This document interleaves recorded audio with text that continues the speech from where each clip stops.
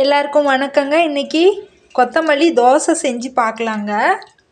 அதுக்கு நான் ஒரு 2 தோசைக்கு ஆகிற மாதிரி செய்கிறேங்க. கொத்தமல்லி கொஞ்சம் எடுத்துக்கலாங்க.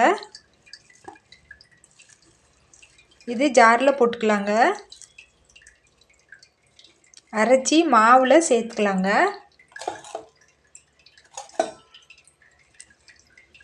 நம்ம விருப்பத்துக்கு கொத்தமல்லி எடுத்துக்கலாங்க. ஒரு சின்ன துண்டு இஞ்சி எடுத்துக்கலாங்க. பச்சை மிளகாய் 3 பச்சை மிளகாய் சேர்த்துக்கிறேங்க. நம்ம காரம் எவ்வளோ தேவையோ அந்த அளவுக்கு சேர்த்துக்கலாங்க. இது வந்து சட்னி இல்லை சாம்பாரில் தாங்க தொட்டு சாப்பிட போகிறோம். அதனால் தேவையான அளவுக்கு நம்ம எவ்வளோ தேவையோ அவ்வளோ போட்டுக்கிட்டா போதுங்க. பாதி காரம் இருந்தால் கூட போதுங்க.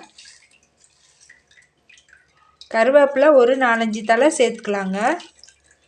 தாளித்து போட்டோம்னா அதில் கருவேப்பிலை இருக்கும் தோசையில், அதனால் இதுலேயே போட்டு சும்மா ஒரு 4-5 தழை போட்டு அரைச்சி எடுத்துக்கலாங்க. 2 தோசைக்கு இவ்வளோ போதும்னு, இல்லைன்னா இன்னும் கொஞ்சம் கூட சேர்த்துக்கலாங்க.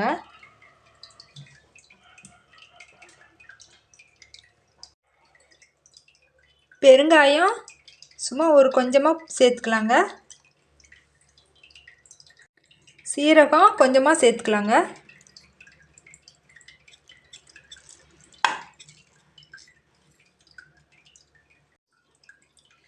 இப்போ இதை தண்ணி விடாமல் நல்லா கெட்டியாக அரைச்சி எடுத்துக்கலாங்க. இப்போ அடுப்பில் ஒரு வானல் வச்சுருக்குறேங்க. இதில் 2 ஸ்பூன் எண்ணெய் விட்டுருக்குறேங்க. கொஞ்சமாக கடுகு சேர்த்துக்கிறேங்க. இப்போ கடுகு பொரியட்டுங்க.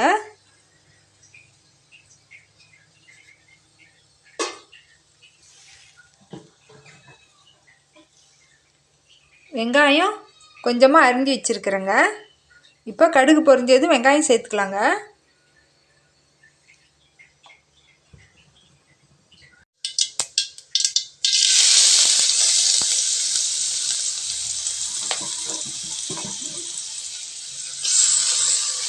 வெங்காயம் நல்லா செவக்க வதங்கட்டுங்க.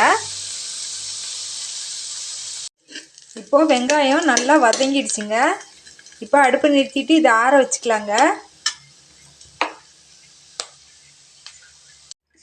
இப்போது 2 தோசை ஆகிற மாதிரி மாவு எடுத்து வச்சுருக்குறேங்க.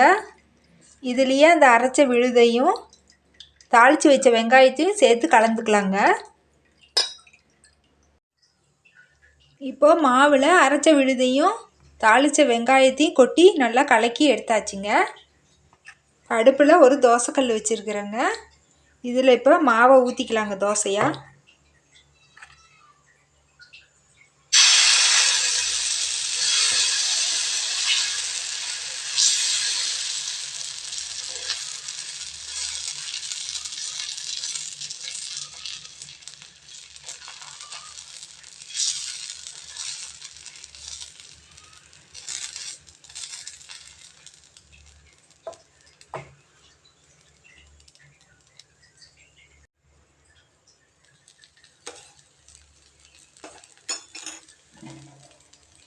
மாவு புளிச்சிடுச்சுன்னா கூட நம்ம இந்த மாதிரி போட்டு தோசை ஊற்றிக்கலாங்க. புளிப்பு தெரியாதுங்க.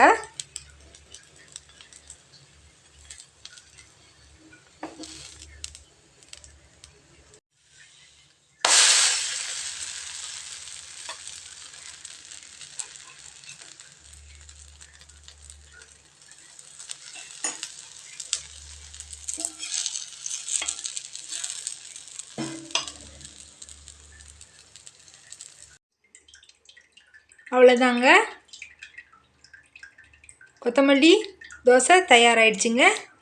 இந்த மாதிரி செஞ்சு பாருங்கள், நல்லா ருசியாக இருக்குங்க. இன்னொரு வீடியோவில் பார்க்கலாங்க. நன்றிங்க.